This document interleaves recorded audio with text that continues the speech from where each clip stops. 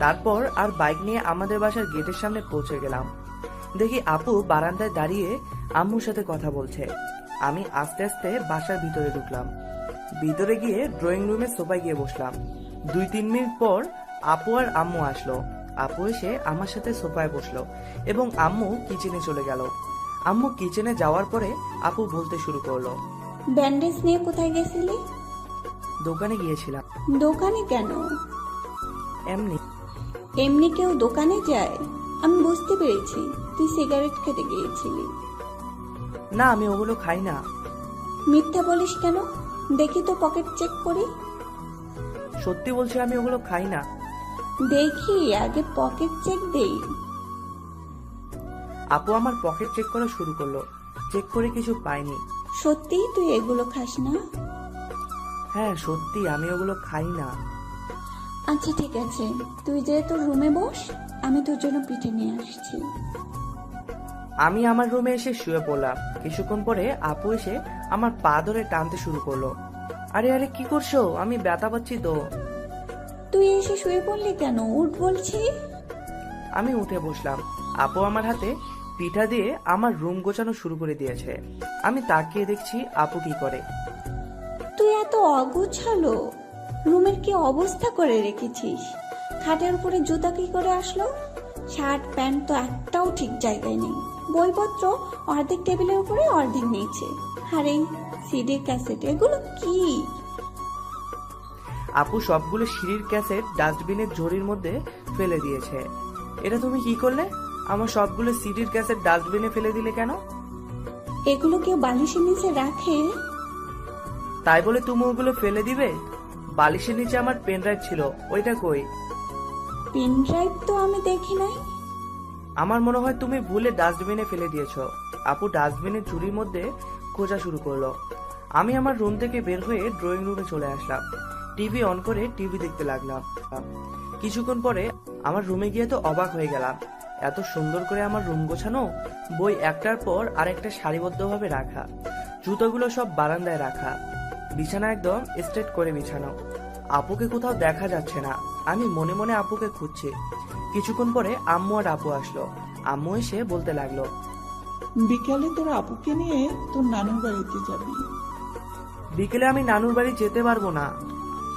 কেন? বিকেলে আমার একটা কাজ আছে। আম্মুকে বলা যাবে না। বিকেলে রিয়াকে নিয়ে ঘুরতে বের হবো। ওকে অনেকদিন ধরে কথা দিয়ে নিয়ে যেতে পারিনি। কিসের কাজ? আম্মু চলে গেল। তারপর আপু বলতে শুরু করলো, কিসের কাজ তোর বিকালে? আমি তোমাকে বলতে পারবো না। কি? আমাকে বলতে পারবি না? না। তুই যাবি না, তোর ঘাড় যাবে। দেখো আপু, আমার শার্টের কলার ছাড়ো। না, ছাড়বো না। তুই যাবি কিনা বল। না, আমি যাব না। আমি ব্যথা পাচ্ছি তো, ছাড়ো। ব্যথা পাইলে পাবি। তুই যাবি কি জন্য বল। যাব না এমনি, ছাড়ো বলছি। তুই যতক্ষণ যাবি না বলবি ততক্ষণ তোকে ছাড়বো না। দেখো আপু, এখন কিন্তু আমার রাগ উঠে যাবে। রাগ উঠলে কি করবি? তুমি জানো আমার রাগ উঠলে আমি কি করি? না, আমি জানি না। তুমি জানো না? দাঁড়াও, আমি দেখাচ্ছি। এই কথা বলে আমি আপুকে জোরে ধাক্কা দিলাম। আপু তাল সামলাতে না পেরে খাটে পড়ে গেল। কিন্তু সর্বনাশ, আপু আমার শার্টের কলার না ছাড়ার কারণে আমিও আপুর উপরে পড়ে গেলাম। আমি আপুর উপরে শুয়ে আছি। আপুর শরীর থেকে কড়া পারফিউমের ঘ্রাণ আসতেছে, যে পারফিউমের ঘ্রাণে সেকেন্ডের ভিতরে যে কাউকে মাতাল করে তুলবে। আপুর গোলাপের পাপড়ি জোড়ার মতো দুটি ঠোঁট আমার ঠোঁট একেবারে কাছাকাছি। আপুর গরম নিঃশ্বাসের উষ্ণ হাওয়া আমার নাকে মুখে লাগতেছে। কিছুক্ষণের জন্য আমি নিজেকে কোথায় যেন হারিয়ে ফেলেছি। আমার বুকের ভিতর কেমন যেন দুক দুক শব্দ করে উঠল। আপু, আপু। আপু জোরে জোরে নিঃশ্বাস নেওয়ার কারণে আপুর বুক ক্রমশ ওঠানামা করছে। জীবনে কখনো কোনো মেয়েকে এত কাছ থেকে দেখিনি। আপুর শরীর তুলার মতো নরম। কোনো ব্র্যান্ডের তুলা জাতীয় বালিশ আমার নিচে মনে হয়। কেউ কোনো কথা বলছে না। দুজন দুজনের দিকে চেয়ে আছি। কিছুক্ষণ পর আপু হঠাৎ করে বলে উঠল, বদমাইশ ছেলে, ওঠ। আমি দরপর করে উঠে দাঁড়ালাম। আমি লজ্জায় কিছু বলতে পারছি না। আপুও উঠে দাঁড়ালো। লজ্জায় আমি আপুর দিকে তাকাতে পারছি না। আপুর হয়তো সেম একই অবস্থা। আপু রুম থেকে বের হয়ে যাবে এমন সময় বলে গেল, বিকাল 4টায় রেডি থাকবি, তা না হলে আমার অবস্থা খারাপ হবে। আমি ভাবতে লাগলাম কি থেকে কি হয়ে গেল। এ কথা যদি মনে পড়ে আমি আপুর দিকে আর তাকাতেই পারবো না। ফাজিল মেয়ে আমাকে যেভাবে শার্টের কলার ধরেছিল, আমার না পড়েও উপায় ছিল না। কিছুক্ষণ পরে ভাবতে লাগলাম বিকেলে যদি আপুর সাথে না যাই, ফাজিল মেয়ে কি থেকে কি করে বসে কে জানে। আর রিয়াকে যদি আজকে বিকেলে ঘুরতে না নিয়ে যাই, তাহলে রিয়া হয়তো আমার সাথে আর কোনোদিন কথা বলবে না। কি করা যায়? ছাইপাশ ভাবতে ভাবতে রিয়াকে ফোন দিয়ে বসলাম। হ্যালো রিয়া। তুই কোনো কথা বলবি না, ফোন দিতিস কেন আমাকে? সরি, আসলে আব্বু জরুরি ফোন দিয়েছিল, তাই চলে আসলাম। তুই রেডি হয়ে গেটের সামনে দাঁড়া, তোকে এখনই আমি ঘুরতে নিয়ে যাব। সত্যি? হ্যাঁ সত্যি, তুই রেডি হয়ে থাক, আমি আসছি। আমি জানি রিয়া মেয়েটা অনেক খুশি হয়েছে, আর যদি জানে বিকেলে আপুর সাথে নানুর বাড়ি বেড়াতে যাব, তাহলে আমাকে যেতেই দিবে না, সারাদিন আমাকে নিয়ে ঘুরবে। আমি তো বুঝি না রিয়া কেন আপুকে দেখতে পারে না, আবার আপু কেন রিয়াকে দেখতে পারে না। আমি বাইক নিয়ে 10 মিনিটের মধ্যে রিয়াদের গেটের সামনে পৌঁছে গেলাম। আমি দেখি রিয়া আগে দাঁড়িয়ে আছে। রিয়াকে দেখে তো চোখের পলক সরাতে পারছি না। আমার প্রিয় কালারের নীল শাড়ি পরেছে, মুখে হালকা মেকআপ, হাতে নীল চুড়ি, চোখে গাঢ় করে কাজল, কপালে লাল টিপ, সবকিছু যেন নীলপরীকেও হার মানাবে। এভাবে তাকিয়ে কি দেখিস? কিছু না। দেখো তো আমাকে কেমন লাগতেছে। সত্যি বলবো? হ্যাঁ। পেতনির মতো লাগতেছে। কি বললি তুই? আমাকে পেতনির মতো লাগতেছে? যা, আমি তোর সাথে যাবই না। আরে রাগ করিস না, তোকে অপরূপ সৌন্দর্য লাগতেছে, যেন স্বর্গ থেকে আসা কোনো অপ্সরী আমার সামনে দাঁড়িয়ে। তাহলে পেতনি বললি কেন? ফাজলামি করে বললাম। এখন কথা না বলে তাড়াতাড়ি উঠ। রিয়া উঠে বসলো। বাইক আস্তে চালাবি। কেন? জোরে চালালে আমি ভয় পাই। কেন? আচ্ছা ঠিক আছে, এখন বল কোথায় যাবি? তুই যেখানে নিয়ে যাস। আচ্ছা শোন, আর মাত্র 3 দিন পরে কিন্তু আমার জন্মদিন। জন্মদিনে কিন্তু আমার সেরা উপহারটা চাই। কি বলিস? তোর জন্মদিন আসা পড়ছে? কিছুদিন আগে না জন্মদিন করে গেলি? হাদারাম, 1 বছর আগে জন্মদিন পালন করেছি। কিছুদিন আগে কে রে তুই? দিন আর দিন এমন বুঝছিস কেন? আগে আমার জন্মদিন কখনো বলতে না, আমাকে আরো স্মরণ করিয়ে দিতি।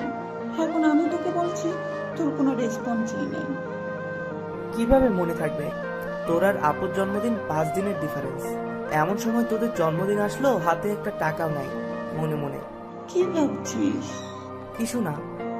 আমি বুঝতে পেরেছি। কি বুঝছস? কিছু না।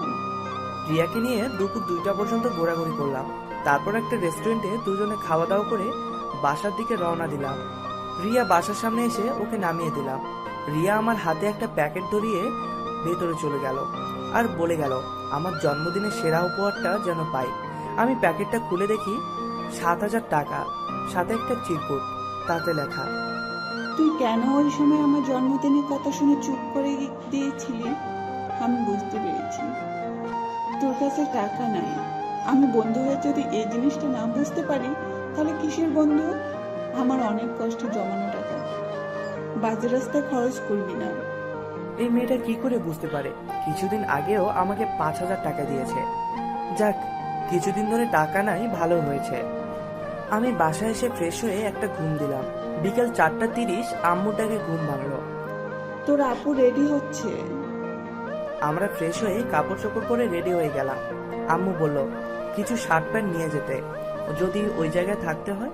আমি কয়েকটা কাপড় ব্যাগে পুরে বাইক নিয়ে আপুদের বাসার সামনে গেলাম। আপু হয়তো এখনো রেডি হয় নাই।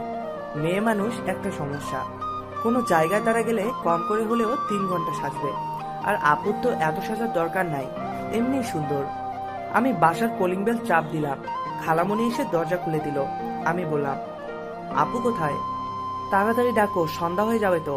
খালামণি বলল চলে আসবে এক্ষুনি। আমি সোফায় বসে রিয়াকে একটা ফোন দিলাম।